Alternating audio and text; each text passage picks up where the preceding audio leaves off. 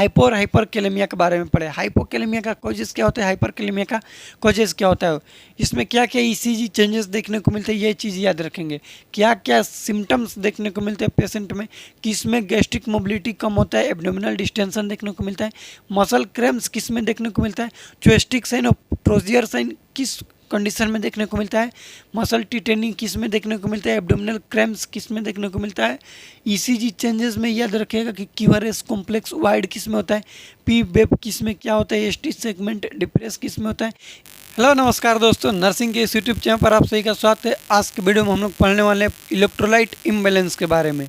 इस वीडियो में हम लोग जानेंगे जितने भी हम लोग के बॉडी में इलेक्ट्रोलाइट्स होता है उसके इम्बैलेंस के बारे में। पहले जानेंगे हम लोग पोटेशियम के बारे में कि पोटेशियम का नॉर्मल वैल्यू कितना होता है, हाइपोकैलेमिया क्या होता है, हाइपरकैलेमिया क्या होता है। उसके बाद हम लोग जानेंगे कैल्शियम के बारे में, सोडियम के बारे में जानेंगे, मैग्नीशियम के बारे में और फास्फोरस के बारे में। ये 4-5 हम लोग के बॉडी में जो इलेक्ट्रोलाइट्स है इससे रिलेटेड इसके भी जो भी एबनॉर्मलिटी है उसके बारे में हम लोग जानेंगे कि कारण क्या होता है इसके कम होने का और ज़्यादा होने का। इसके जब कम होते हैं फिर ज़्यादा होते तो क्या क्या साइन एंड सिम्टम्स देखने को मिलता है उस पर्सन में जिसमें इलेक्ट्रोलाइट इम्बैलेंस देखने को मिलता है। उसके बाद हम लोग जानेंगे इसका मैनेजमेंट किस तरीके से किया जाता है। ये बता दें आप लोग कि एक ऐसा टॉपिक है जिससे रिलेटेड इसके साइन एंड सिम्टम्स से रिलेटेड या फिर मैनेजमेंट से रिलेटेड बहुत ज़्यादा क्वेश्चन एग्जाम में पूछे जाते हैं। या फिर बात करें हम लोग कि पोटेशियम के पहले, तो पोटेशियम के जो हाइपोकैलेमिया हो या फिर हाइपरकैलेमिया हो उसके ईसीजी चेंजेस से रिलेटेड एग्जाम में अक्सर क्वेश्चन पूछे जाते हैं, तो वो चीज़ों को भी हम लोग जानेंगे इस वीडियो में। पहले हम लोग जानेंगे अपने टॉपिक जो इलेक्ट्रोलाइट इम्बैलेंस है इसके बारे में। फर्स्ट लिख लीजिएगा पोटेशियम। फर्स्ट हम लोग पढ़ेंगे पोटेशियम के बारे में। नंबर 1 दे के लिखिएगा पोटेशियम।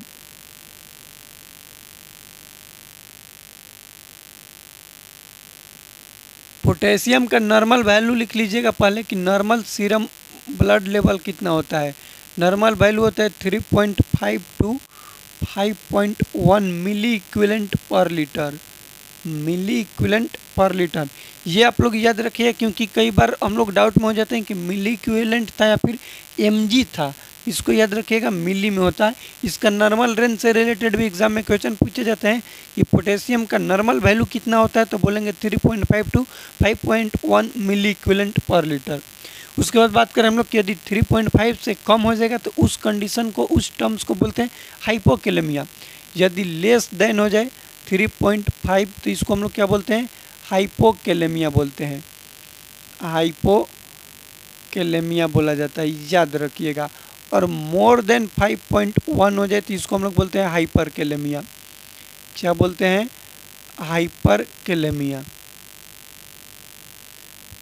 ये दो चीज़ समझ गए कि पोटेशियम सीरम पोटेशियम लेवल यदि हम लोग के बॉडी में ज़्यादा होगा उसको बोलते हैं हाइपरकैलेमिया। कैलियम इसका जो है ये केमिस्ट्रिक नेम है, इससे है पोटेशियम का केमिस्ट्री वाला नेम कैलियम होता है, उससे लिया गया है, हाइपरकैलेमिया होता है। और कम होगा तो उसको बोलते हैं हम लोग हाइपोकैलेमिया। पहले हम लोग पढ़ेंगे फर्स्ट अभी हाइपो के बारे में, उसके बाद हाइपर पढ़ेंगे।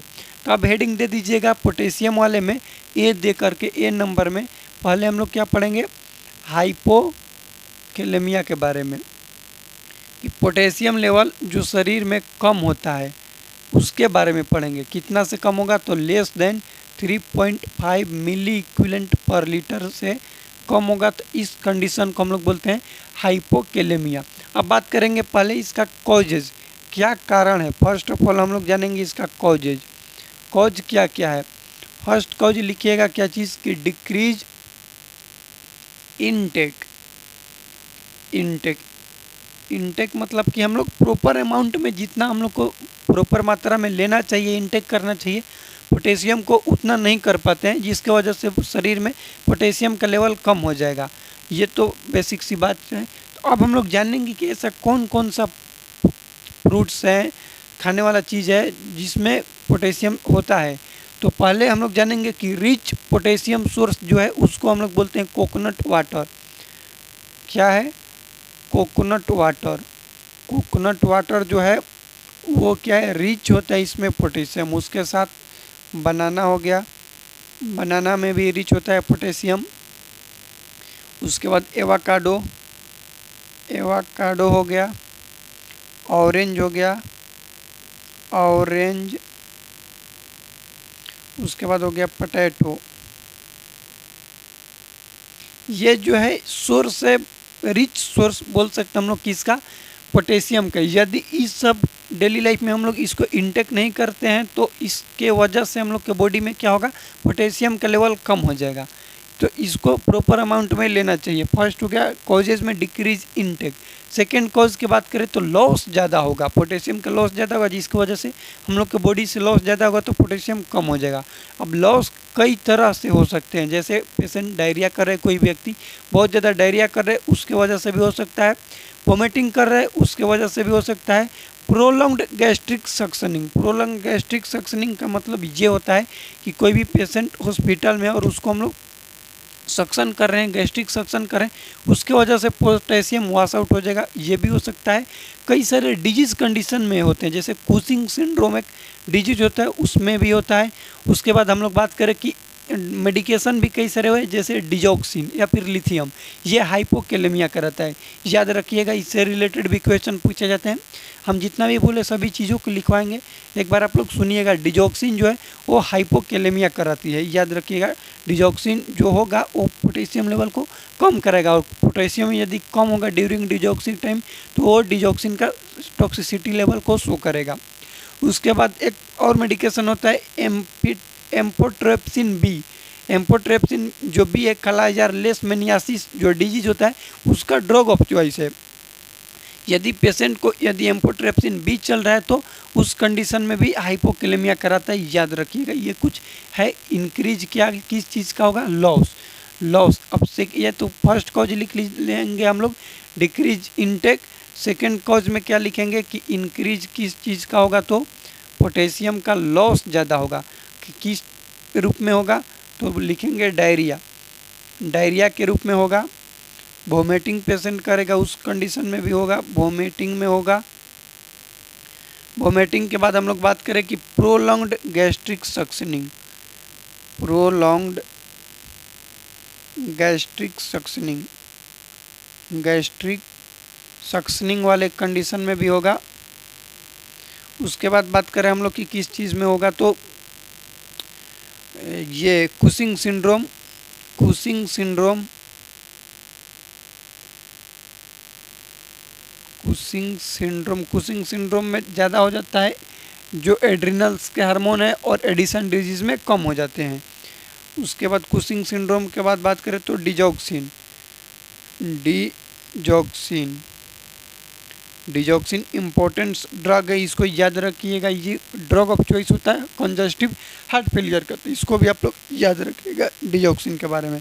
एम्पोट्रेप्सिन बी लिख लीजिएगा। उसके बाद एम्पोट्रेप्सिन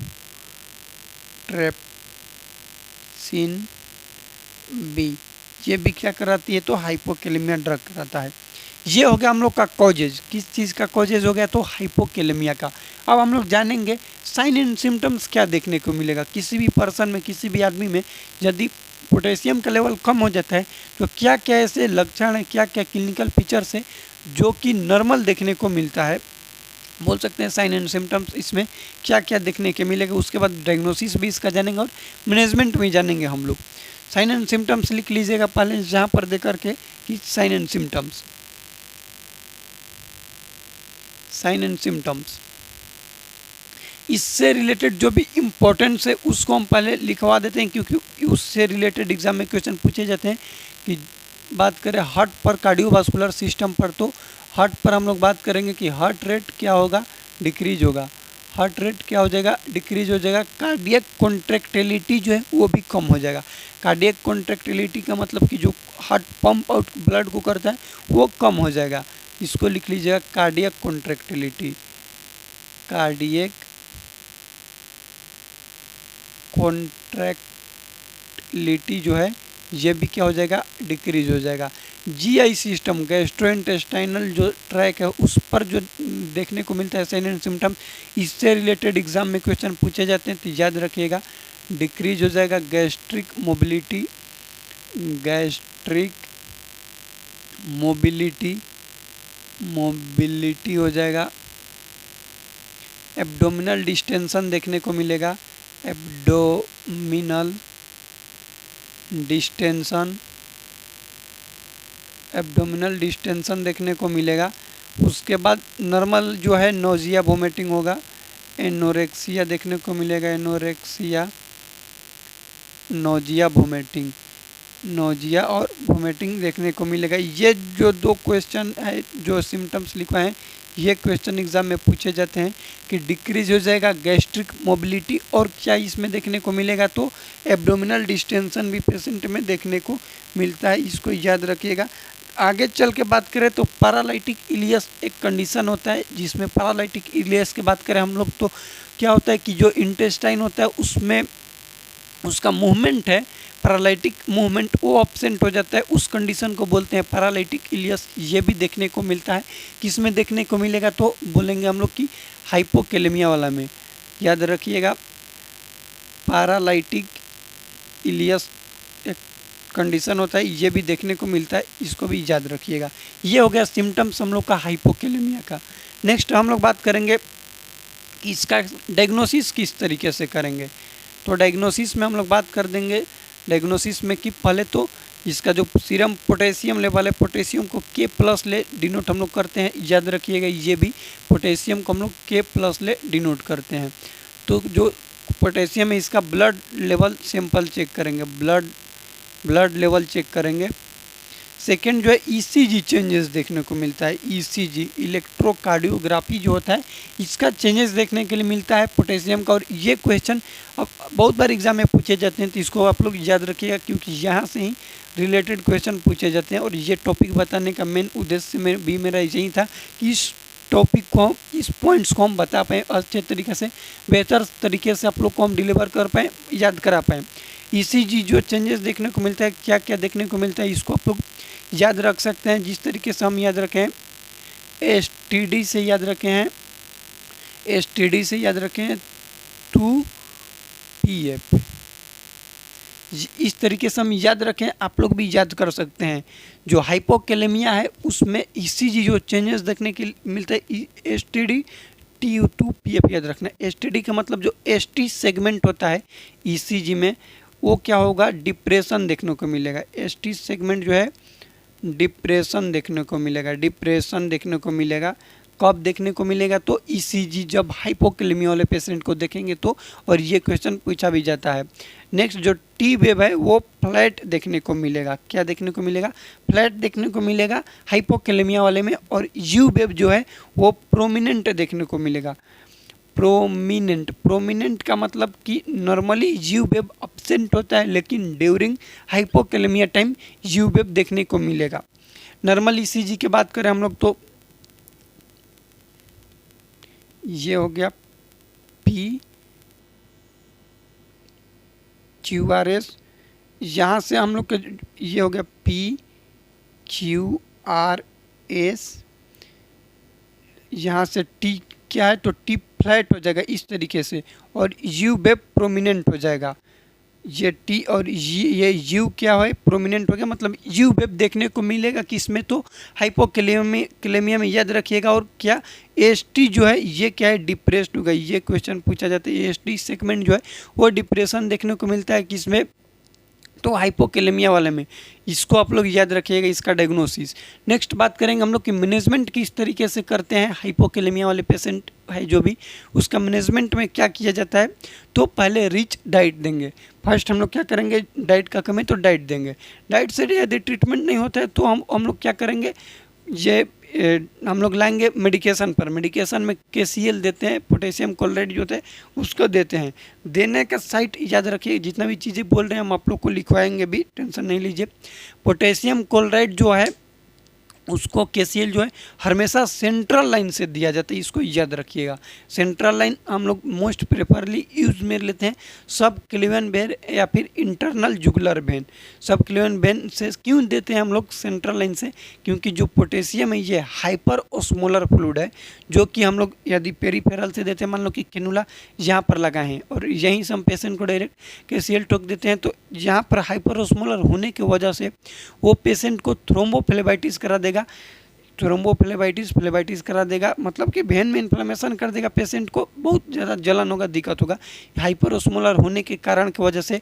इसलिए हम लोग पेशेंट को जब भी KCl देते हैं तो सेंट्रल लाइन के थ्रू देते हैं। अब बात करें कि जो KCl है उसको देने का तरीका क्या है, तो इसमें हम लोग बात करेंगे कि हमेशा 100 ml के NS में डाइल्यूट फॉर्म में देते हैं, डायरेक्ट नहीं देंगे, क्योंकि डायरेक्ट देने पर पेशेंट को कार्डियक अरेस्ट आएगा और डेड हो जाएगा। ऑलवेज इसको याद रखिएगा, एक टर्म्स लिख लीजिएगा कि KCl को हमेशा इन्फ्यूजन के में देते हैं, डाइल्यूशन के फॉर्म में देते हैं, इसको आप लोग याद रखिएगा। नेक्स्ट हम लोग बात करेंगे कि जो KCl हाइपोकैलेमिया है, हाइपोकैलेमिया में ये तो हो गया कि हम लोग क्या देते हैं, तो पोटेशियम क्लोराइड देते हैं। पोटेशियम क्लोराइड के बाद बात करें हम लोग की इसमें ये देंगे, डाइट दे देंगे। डाइट के थ्रू एक और चीज़ याद रखेंगे हम लोग कि इसमें डाययूरेटिक जो है इसको अवॉइड करेंगे, क्योंकि डाययूरेटिक भी हाइपोकैलेमिया कराएगा तो डाययूरेटिक को भी अवॉइड करेंगे। यहाँ पर लिख लीजिएगा इसका मैनेजमेंट, हाइपोकैलेमिया वाले पेशेंट का मैनेजमेंट क्या लिखेंगे हम लोग, पहले फर्स्ट लिखेंगे कि potassium rich diet, potassium rich diet देंगे। पोटेशियम रिच डाइट में यहाँ पर जितने भी डाइट्स को लिखें इसको हम लोग दे सकते हैं। मोस्ट रिचेस्ट सोर्स पूछा जाएगा, पोटेशियम का रिचेस्ट सोर्स तो कोकोनट वाटर होता है, इसको भी याद रखिएगा, क्वेश्चन पूछे जाते हैं एग्जाम में। उसके बाद हम लोग बात करेंगे कि क्या देंगे, तो इंजेक्शन KCl, KCl मतलब पोटेशियम क्लोराइड जो है ये इंजेक्शन देते हैं। कि इसका रूट क्या होगा, कैसे देंगे, तो through central line, central line के थ्रू देते हैं, इसको आप लोग याद रखिएगा हमेशा कि सेंट्रल लाइन के थ्रू ही KCl को दिया जाता है। सेंट्रल लाइन में एग्जांपल क्या याद रखेंगे हम लोग, internal jugular vein, jugular vein और सब क्लेवियन वेन, सब क्लेवियन वेन के थ्रू दिया जाता है।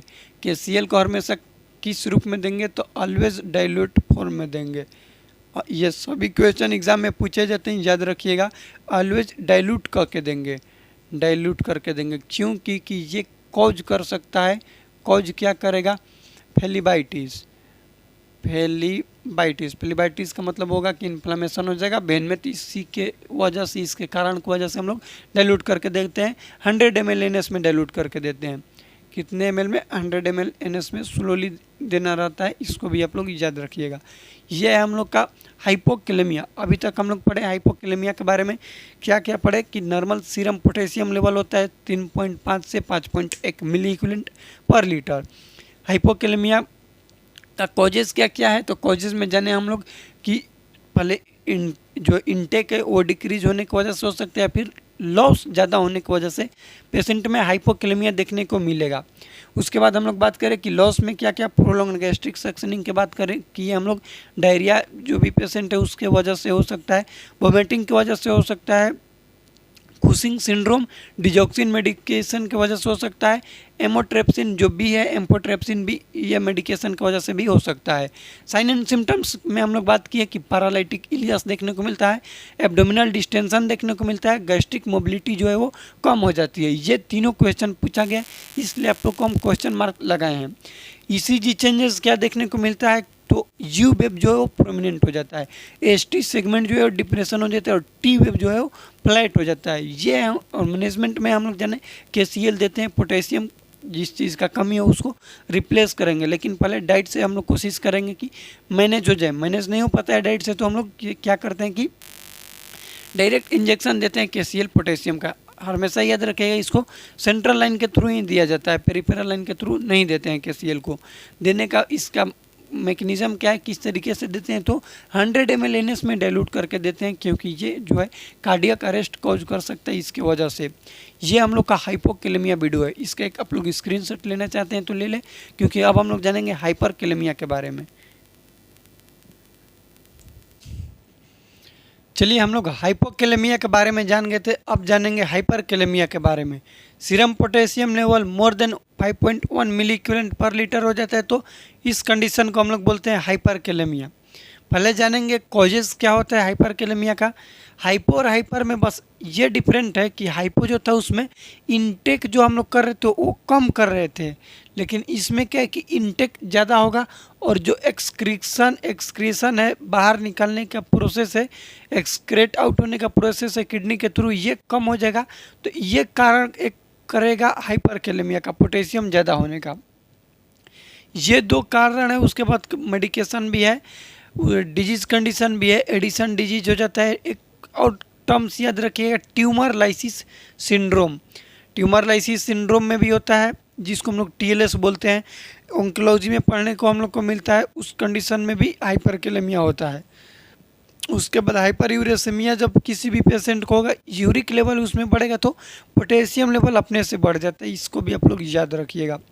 ये हो गया कॉजेज। नॉर्मल कॉज याद रखेंगे कि हम लोग इनटेक ज़्यादा कर रहे हैं, जो कि हो गया इनटेक में कि कोकोनट ऑयल, कोकोनट वाटर हो गया, बनाना हो गया, बहुत ज़्यादा एक्सेस अमाउंट में कर रहे हैं। उसके बाद एक्सक्रीशन इसका कम हो रहा है। किडनी डिजीज, कोई भी एक्यूट या फिर क्रोनिक रीनल फेलियर वाला पेशेंट है, उसमें भी देखने के लिए मिलेगा हाइपरकेलेमिया। ये समझ गए। उसके बाद हम लोग जानते हैं साइन एंड सिम्टम्स क्या क्या देखने को मिलेगा।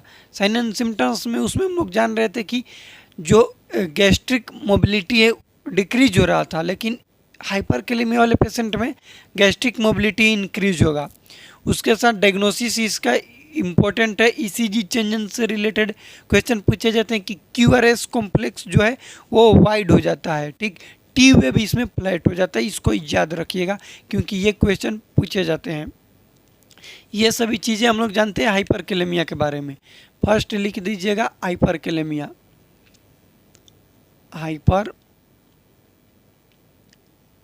हाइपरकेलेमिया का मतलब होता है कि potassium level more then 5.1 milliequivalent per litre हो जाता है। इसको हम लोग बोलते हैं हाइपरकेलेमिया। अब इसमें हम लोग जानेंगे कि इसका कॉजेज क्या क्या होते हैं। कॉजेज देकर लिखिएगा।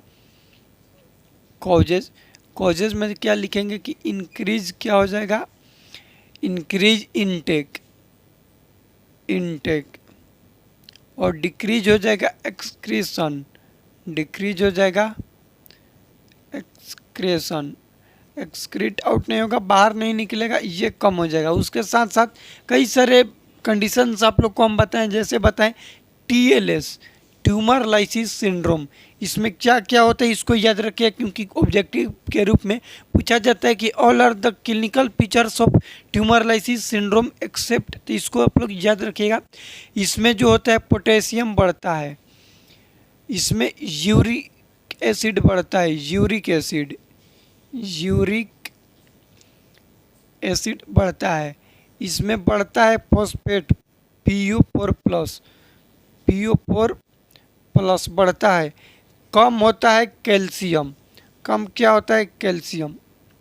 याद रखिएगा ये सिर्फ 4 चेंजेस देखने को मिलते हैं किसमें, तो ट्यूमर लाइसिस सिंड्रोम में। ये हम लोग के टॉपिक से थोड़ा सा हट के है, बस इसमें ये याद रखना है कि ट्यूमर लाइसिस सिंड्रोम की वजह से हाइपरकेलेमिया होगा। अब आप लोग बोलेंगे कि ये ट्यूमर लाइसिस सिंड्रोम क्या होता है, तो थोड़ा सा समझ सकते हैं आप लोग कि ड्यूरिंग कैंसर टाइम किसी भी पेशेंट को, किसी भी पर्सन को कैंसर हुआ है, वहाँ पर जो उसका ट्यूमर बना है, ट्यूमर के रप्चर होने की वजह से, ब्लास्ट फटने की वजह से जो बॉडी में चेंजेस देखने को मिलेगी, उस चेंजेस में ये 4 सिम्टम्स देखने को मिलता है। इसको हम लोग बोलते हैं ट्यूमर लाइसिस। ट्यूमर का मतलब जो नोड है ट्यूमर से, लाइसिस का मतलब फट जाना। सिंड्रोम क्या है, ग्रुप ऑफ सिम्टम्स देखने को मिल रहा है, इसलिए इसको हम लोग बोल रहे हैं सिंड्रोम। तो इसको भी आप लोग याद रखिएगा। उसके बाद हम बात करेंगे ट्यूमर लाइसिस सिंड्रोम के बाद एडिशन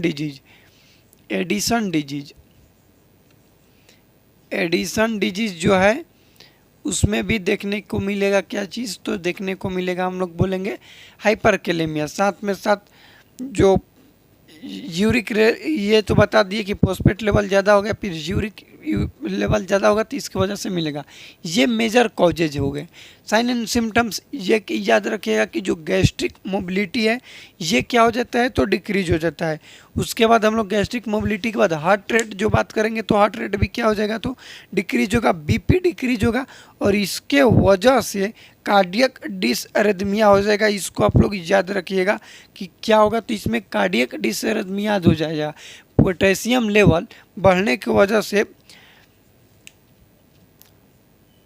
क्या होगा, इसमें सिम्टम्स याद रखिएगा, सिम्टम्स याद रखेंगे कि डिक्रीज होगा, सॉरी इंक्रीज हो जाएगा कार्डियक मोटिलिटी, इंक्रीज होगा गैस्ट्रिक मोटिलिटी, गैस्ट्रिक मोटिलिटी। उसके बाद बात करें तो हार्ट रेट डिक्रीज होगा, ब्लड प्रेशर भी डिक्रीज होगा, बीपी जो पेशेंट का है वो भी क्या हो जाएगा तो कम हो जाएगा। उसके बाद हम लोग बात करेंगे कि हार्ट रेट कम हो गया, बीपी कम हो गया, उसके बाद क्या होगा तो इसमें आप लोग याद रखिएगा कि कार्डियक डिसएरिथमिया होगा, कार्डियक डिसएरिथमिया डिसएरिथमियाज पेशेंट में देखने को मिलेगा। ये हो गया सिम्टम्स। डायग्नोसिस और ईसीजी चेंजेस से रिलेटेड क्वेश्चन पूछे जाते हैं तो हम लोग डायरेक्ट उसी पर जाएंगे। उसके बाद इसका मैनेजमेंट जानेंगे कि किस तरीके से मैनेजमेंट किया जाता है। डायग्नोसिस में ईसीजी चेंजेस, पहले ब्लड टेस्ट कराएंगे सैंपल भेज कर कि कितना सीरम लेवल है। उसके बाद मैनेजमेंट इस जो डायग्नोसिस है, ईसीजी चेंजेस क्या देखने को मिलता है लिख लीजिएगा। पी वेव जो है, पी वेव ये होता है फ्लैट, पी वेव क्या होगा फ्लैट होगा। टी वेव जो है वो टॉल होगा, टॉल मतलब लंबा देखने को मिलेगा। और क्यू आर एस कॉम्प्लेक्स जो है ये वाइड हो जाएगा, वाइड हो जाएगा। ये क्वेश्चन पूछा जाता है एग्जाम में, याद रखिएगा। यदि आप लोग एसिड इम्बैलेंस रिलेटेड पूछेंगे कि क्या इंपॉर्टेंस है, इसमें से हम लोग को क्या याद करना चाहिए। फर्स्ट याद करना चाहिए कि जो भी हम लोग का जो ये अमाउंट है उसका एसिड का इलेक्ट्रोलाइट्स जैसे पोटेशियम, सोडियम हो गया, कैल्शियम हो गया, फास्फोरस हो गया, मैग्नीशियम हो गया, इसका इलेक्ट्रोलाइट्स का नॉर्मल रेंज कितना होता है ये याद रखेंगे।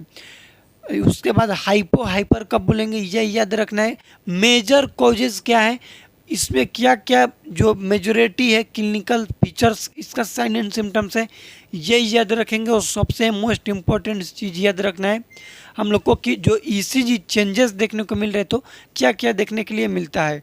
डायग्नोसिस में, मैनेजमेंट में हर एक चीज़ का स्पेसिफिक मैनेजमेंट है। जैसे हाइपोकेलेमिया में हम लोग बात किए कि इंजेक्शन केसीएल देते हैं, लेकिन इसके मैनेजमेंट में केसीएल तो देंगे नहीं। क्यों? क्योंकि केसीएल देंगे और पहले से ही ज़्यादा है पोटेशियम तो और ज़्यादा हो जाएगा तो पेशेंट में कॉम्प्लिकेशन देखने को मिलेगा। इसलिए इसका मैनेजमेंट में इसका एंटीडोट देते हैं।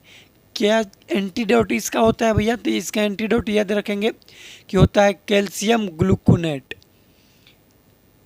कैल्शियम ग्लूकोनेट, ग्लूकोनेट याद रखिएगा। ये क्वेश्चन पूछा भी जाता है, क्या देंगे तो इंजेक्शन देते हैं कैल्शियम ग्लूकोनेट का। देने का रेशियो याद रखिएगा 10:10:10। ये फार्मूला इसका होता है, रूल बोल सकते हैं कैल्शियम ग्लूकोनेट देने का। रूल क्या है तो 10:10:10। अब इसमें क्या होता है तो 10 ml क्या रहेगा हम लोग का, जो ये है कैल्शियम ग्लूकोनेट है उसका अमाउंट रहेगा। उसके बाद 10 ml NS में उसको डाइल्यूट करेंगे और 10 मिनट तक देंगे पेशेंट को, स्लोली देंगे। कैसे देंगे तो स्लोली देंगे। ये याद रखिएगा क्योंकि ये भी पूछा जाता है कि कैल्शियम ग्लूकोनेट देने का फार्मूला क्या है, किस वे में देते हैं, किस तरीके से देते हैं। तो बोलेंगे कि 10:10 का एक रूल होता है, फार्मूला होता है जिसको हम लोग फॉलो करते हैं। ये आप लोग याद रखिए। ये क्या होता है तो 10 ml जो कैल्शियम ग्लूकोनेट है उसको रहेगा 20 ml सिरिंज में लोड करेंगे, 10 ml में NS भरेंगे और स्लोली पुश करेंगे, 10 मिनट तक देंगे। ये इसका रूल हो गया। उसके बाद इसमें देते हैं ओरल, देते हैं के बाइंड सचेट, याद रखिएगा के बाइंड सचेट, ये ओरली देते हैं। ये इसका एग्जाम्पल होता है ऑक्जीलेट, ऑक्सीलेट, ये होता है के बाइंड सचेट, इसको याद रखेगा। यदि इससे नहीं होगा तो फिर क्या करेंगे, हीमोडाइलाइसिस, हीमोडाइलाइसिस, डायलाइसिस करेंगे, हीमोडायलिसिस से ठीक हो जाएगा। ये हो गया हम लोग का हाइपरकैलेमिया के बारे में। अब हम लोग जानेंगे कैल्शियम के बारे में, यहीं पर लिख लीजिएगा, कैल्शियम के बारे में लिखिएगा। कैल्शियम, कैल्शियम का नॉर्मल जो ब्लड लेवल होता है वो होता है 8.6 to 11 mg/dl। ये एक चीज़ आप लोग यहीं पर क्लियर कर लीजिएगा कि पोटेशियम जो होता है वो मिली इक्विवेलेंट में होता है, जबकि कैल्शियम जो है वो ग्राम पर डीएल, सॉरी mg/dl में होता है, मिलीग्राम पर डीएल में होता है। इसको आप लोग याद रखिएगा। अब जब 8.6 से कम होगा तो इसको बोलते हैं हाइपोकैल्सेमिया। हाइपो लेस देन 8.6 होगा तो बोलेंगे हाइपोकैल्सेमिया, और मोर देन 11 mg/dl से होगा तो इसको क्या बोलेंगे हम लोग, हाइपर बोलेंगे, हाइपर कैल्शियमिया। पहले हम लोग पढ़ेंगे हाइपोकैल्शियमिया क्या होता है, इसमें क्या क्या चीज़ें होती हैं। फर्स्ट लिख लीजिएगा हाइपोकैल्शियमिया, कैल्शियम लेवल कम होगा। कम होने का कारण क्या हो सकता है, क्या क्या कॉजेज होंगे, तो कॉजेज के बात करेंगे पहले। तो कारण याद रखिएगा पहले कि जो इसका अमाउंट है इनटेक का, इनटेक हम लोग कम अमाउंट में कर रहे हैं, इसके वजह से हो सकता है। या फिर सेम चीज़ है भैया कि कोई भी बोन डिजीज़ की वजह से भी हो सकता है। एक्सक्रीशन ज़्यादा हो गया उसके डिजीज की वजह से हो सकता है। विटामिन डी की कमी से हो जाएगा। किसी भी पेशेंट में थायराइड डिसऑर्डर है या फिर थायराइड को रिमूव कर दिए हैं उसके वजह से हो सकता है। ये चीज़ों को आप लोग याद रखिएगा। हाइपोकैल्शियमिया में आप लोग को बता दिए कि बोन डिजीज, क्योंकि कैल्शियम बनता कैसे है, तो बोन सेल बनाते हैं, तो इसके वजह से हो सकता है। विटामिन डी इसके एब्जॉर्प्शन में हेल्प करता है, वो कमी होगा तो विटामिन डी के कमी की वजह से भी होगा। एक्सक्रीशन ज़्यादा हो रहा है, सीलिएक डिजीज हो गया, बहुत सारा क्रोन्स डिजीज है, डिजीज कंडीशन की वजह से भी हो सकता है। फॉस्फेट और कैल्शियम, फॉस्फेट ज़्यादा हुआ तो कैल्शियम कम होगा, और कैल्शियम ज़्यादा हो तो फॉस्फेट कम हो जाएगा। इसको याद रखिएगा, ये एक दूसरे के उल्टा होते हैं तो उस कंडीशन में भी देखने को मिलेगा। साइन एंड सिम्टम्स, इसमें बहुत इंपॉर्टेंट दो सिम्टम्स देखने को मिलते हैं, चोएस्टिक साइन और ट्रोजियर साइन। उसको आप लोग को बताएंगे। ट्रिमर्स देखने को मिलता है, टिटेनी पेशेंट में देखने को मिलेगा, उसका बोन जो होगा टिटेनी होगा, दर्द देगा, उसको बोलते हैं मसल्स क्रैम्प्स देखने को मिलते हैं हाइपोकैल्शियमिया वाले पेशेंट में। डायग्नोसिस वही है कि ब्लड सैंपल लेकर के नॉर्मल लेवल पता करेंगे, ईसीजी चेंजेस देखते हैं कि क्या क्या देखने को मिलता है, और मैनेजमेंट करेंगे तो कैल्शियम सप्लीमेंट दे देंगे, बस यही है। तो लिख लीजिएगा इसका कॉजेज आप लोग को क्या बताएं कि डिक्रीज इनटेक कम होगा, इंक्रीज किस चीज़ का हो जाएगा, तो एक्सक्रीशन या फिर लॉस बोल देंगे, ज़्यादा हो जाएगा। उसके बाद डिजीज याद रखिएगा, क्रोन्स डिजीज होता है, क्रोन्स डिजीज, सीलिएक डिजीज होता है, सीलिएक डिजीज, लैक्टोज इंटॉलरेंस एक डिजीज होता है। क्या होता है, लैक्टोज इंटॉलरेंस, उस कंडीशन में भी हो जाएगा। यदि फॉस्फेट ज़्यादा होगा तो कैल्शियम क्या हो जाएगा, कम होगा, इसको आप लोग याद रखिएगा। और कैल्शियम ज़्यादा होगा तो फॉस्फेट कम हो जाएगा। ये कॉजेज हो गए। विटामिन डी जो है उसके कमी की वजह से हो जाएगा, डिक्रीज हो जाएगा किसका, विटामिन डी के कमी की वजह से हो सकता है, बोन डिजीज की वजह से भी हो सकता है। ये हो गया इसका कॉजेज। सिम्टम्स याद रखेंगे कि इसमें देखने को मिलता है चोएस्टिक साइन,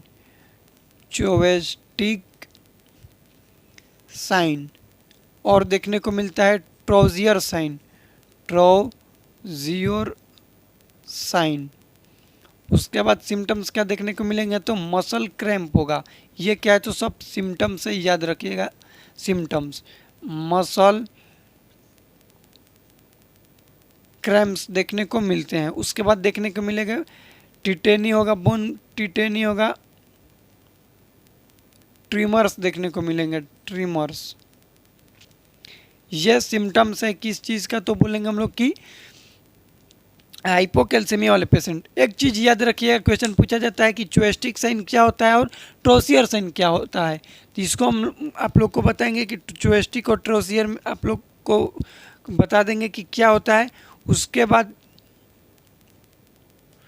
इसमें बात कर लें कि चुएस्टिक साइन क्या होता है, तो पेशेंट के फेशियल नर्व जो है उसमें स्पाज्म देखने को मिले, छूने पर, टच करने पर सिकुड़न सब ऐसे ऐसे होगा, इसको हम लोग बोलते हैं चुएस्टिक साइन।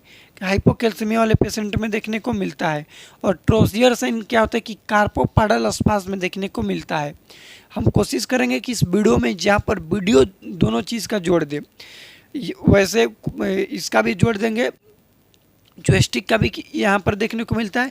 वो नहीं मिले तो मेरे पास अभी मेरे गैलरी में है, तो उसको कार्पोपाडल स्पाज्म के जोड़ देंगे कि यहाँ पर क्या होता है कि पेशेंट के बीपी कम बढ़ने की वजह से हाथ अपने आप इस तरीके से स्पाज्म में देखने को मिलेगा, ऐंठन होगा। इसको हम लोग बोलते हैं कार्पोपाडल स्पाज्म, जिसको चॉयस्टिक साइन बोला जाता है। उसके बाद बात करेंगे इसका डायग्नोसिस क्या होता है। डायग्नोसिस, तो डायग्नोसिस में याद रखेंगे वहीं ईसीजी चेंजेस देखने को मिलेगा। ईसीजी में प्रोलॉन्ग्ड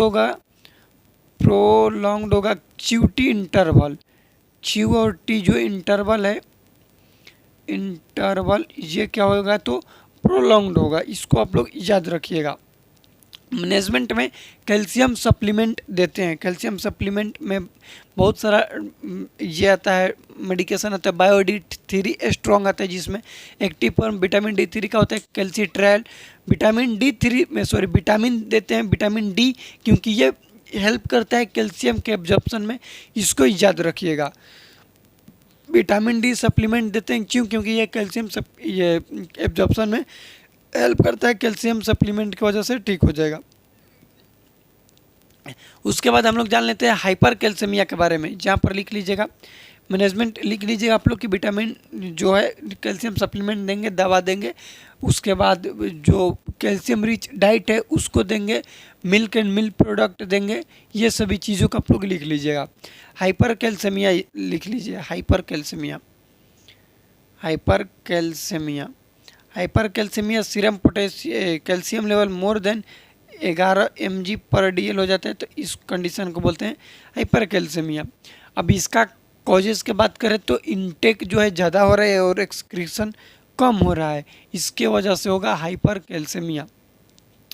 अब बात करेंगे कि इनटेक ज़्यादा कैसे हो रहा है, कि मान लो कि बहुत ज़्यादा दूध, मिल्क और मिल्क प्रोडक्ट खा रहे हैं, उसके वजह से हो सकता है भैया। जो डिजीज़ कंडीशन हो गया हाइपर पैराथायरॉयडिज्म, इसके वजह से हो जाएगा। एक और क्वेश्चन इसमें पूछा जाता है, इसको याद रखिएगा कि कोई भी पेशेंट है वो बहुत दिन से इमोबिलाइज है, याद रखिएगा बहुत दिन से इमोबिलाइज है, तो उसके वजह से भी हो जाएगा। ये क्वेश्चन पूछा जाता है, इमोबिलाइज पेशेंट में क्या देखने को मिलेगा, तो बोलेंगे हाइपर कैल्सीमिया, कैल्शियम लेवल बढ़ जाता है। कैसे पेशेंट में, इमोबिलाइज पेशेंट में। अब जो इमोबिलाइज पेशेंट है या फिर जिस भी पर्सन में कैल्शियम का लेवल ज़्यादा होता है, तो ये दो चीज़ कॉज करेगा। एक कॉज करेगा कि पैथोलॉजिकल फ्रैक्चर हो सकता है, सेकेंडरी वो कॉज कर सकता है क्या चीज़, तो रीनल स्टोन होने का बहुत ज़्यादा मेजॉरिटी ऑफ चांसेज रहता है कि रीनल स्टोन हो जाएगा। तो ये इसका बोल सकते हम लोग कि कॉम्प्लिकेशन है। सिम्टम्स वही है कि पैथोलॉजिकल फ्रैक्चर है, मसल्स जो ये आ रहा था टिटेनी, वो हार्डनेस हो जाएगा। ये हम लोग बात कर लेंगे कि इसका, तो ईसीजी चेंजेस इसमें भी देखने को मिलता है। तो ईसीजी चेंजेस क्या देखने को मिलता है, इसको आप लोग याद रखिए, क्योंकि यहाँ से भी रिलेटेड क्वेश्चन पूछे जाते हैं। तो शॉर्ट होता है एसटी और टी वेव जो है वो वाइड हो जाता है। बस ईसीजी आप लोग याद रखिए कि ईसीजी चेंजेस क्या क्या देखने को मिलता है, तो इसको याद रखिएगा। जो टी है ये क्या हो जाएगा, शॉर्ट हो जाएगा, और जो वाइड बात करें तो एस टी जो है ये वाइड हो जाएगा। ये जो है हम लोग बात कर लेंगे कि शॉर्ट एस टी होगा यहाँ पर, सॉरी शॉर्ट होगा एस टी जो है शॉर्ट होगा, टी जो है ये वाइड हो जाएगा। इसको आप लोग याद रखिएगा, थोड़ा सा यहाँ पर घबरा गए हम। हाइपर कैल्शियमिया हो गया। उसके बाद हम लोग जान लेते हैं सोडियम के बारे में। अब यहीं पर ख़त्म कर देंगे आप लोग को। सोडियम में लिख लीजिएगा, सोडियम का नॉर्मल होता है वैल्यू 135 ले 145 मिली इक्विवेलेंट पर लीटर। 135 ले कम होगा तो इस कंडीशन को बोलते हैं हम लोग नेट्रेमिया, और 145 ले ज़्यादा हो जाएगा तो हाइपरनेट्रेमिया बोलते हैं। एक चीज़ यहाँ पर पूछा जाता है सोडियम से रिलेटेड, याद रखिएगा कि सोडियम हाइपोनेट्रेमिया का कॉजेज क्या होता है, तो फ्रेश वाटर ड्राउनिंग। जो भी पर्सन है फ्रेश वाटर में नहाता है उसमें क्या देखने को मिलेगा, तो हाइपोनेट्रेमिया, सोडियम लेवल कम देखने को मिलेगा। और हाइपर कब देखेगा, इसमें सी वाटर ड्राउनिंग, समुद्र का वाटर जो हो गया उसमें सोडियम लेवल ज़्यादा होते हैं, तो सी वाटर ड्राउनिंग का मतलब होता है डूबना। उसमें कोई पर्सन बहुत ज़्यादा प्रोलॉन्ग टाइम से स्नान कर रहा है, नहा रहा है, बाथिंग कर रहा है, तो उस कंडीशन में देखने को मिलेगा हाइपोनेट्रेमिया। बस इतना ही इससे पूछा जाएगा, इससे ज़्यादा नहीं पूछा जाता है। एक और है मैग्नीशियम के बारे में पूछा जाता है। मैग्नीशियम के नॉर्मल वैल्यू कितना होता है, तो MgSO4 जिसको बोलते हैं MgSO4, इसका नॉर्मल वैल्यू होता है 1.8 to 2.6 milliequivalent per litre. Magnesium का इससे कम हो जाएगा तो हाइपोमैग्नीशियमिया बोलेंगे, ज़्यादा हो जाएगा तो हाइपरमैग्नीशियमिया होगा। याद रखिएगा मैग्नीशियम का भी एंटीडोट कैल्शियम ग्लूकोनेट ही होता है, इसको याद रखिएगा। मैग्नीशियम टॉक्सिसिटी जब होगा हाइपर मैग्नीशियमिया जिस भी पेशेंट में होगा, जिस भी पर्सन में होगा, तो उसका डीप टेंडन रिफ्लेक्स अब्सेंट हो जाता है, DTR रिफ्लेक्स, या फिर इसी को पटिलर रिफ्लेक्स बोलते हैं। ये क्वेश्चन एग्जाम में भी पूछे जाते हैं। अभी तक के वीडियो में हम लोग जितना भी चीज़ें पढ़े उसको एक बार रिवीजन करेंगे। फर्स्ट ऑफ ऑल हम लोग पढ़े पोटेशियम के बारे में, जिसको कैलियम बोलते हैं। हाइपो और हाइपरकैलेमिया के बारे में पढ़े। हाइपोकैलेमिया का कॉजेस क्या होता है, हाइपरकैलेमिया का कॉजेस क्या होता है, इसमें क्या क्या ECG चेंजेस देखने को मिलते हैं, ये चीज़ याद रखेंगे। क्या क्या सिम्टम्स देखने को मिलते हैं पेशेंट में, किस में गैस्ट्रिक मोबिलिटी कम होता है, एब्डोमिनल डिस्टेंशन देखने को मिलता है, मसल क्रैम्प्स किस में देखने को मिलता है, चोस्टिक साइन और ट्रोजियर साइन किस कंडीशन में देखने को मिलता है, मसल टिटेनिंग किस में देखने को मिलता है, एब्डोमिनल क्रैम्प्स किस में देखने को मिलता है। ECG चेंजेस में याद रखिएगा कि क्यूआरएस कॉम्प्लेक्स वाइड किस में होता है, पी वेब किस में क्या होता है, ST सेगमेंट डिप्रेस किस में होता है, यू वेब प्रोमिनेंट किस में होता है, QT इंटरवल प्रोलॉन्ग्ड किस में होता है। उसके बाद नॉर्मल कैल्शियम लेवल याद रखिए, क्योंकि इससे रिलेटेड भी क्वेश्चन एग्जाम में पूछे जाते हैं। मैग्नीशियम सल्फेट में आप लोग ये याद रखिएगा कि नॉर्मल सीरम मैग्नीशियम लेवल कितना होता है, मैग्नीशियम टॉक्सिसिटी हो जाता है तो उसका एंटीडोट होता है कैल्शियम ग्लूकोनेट।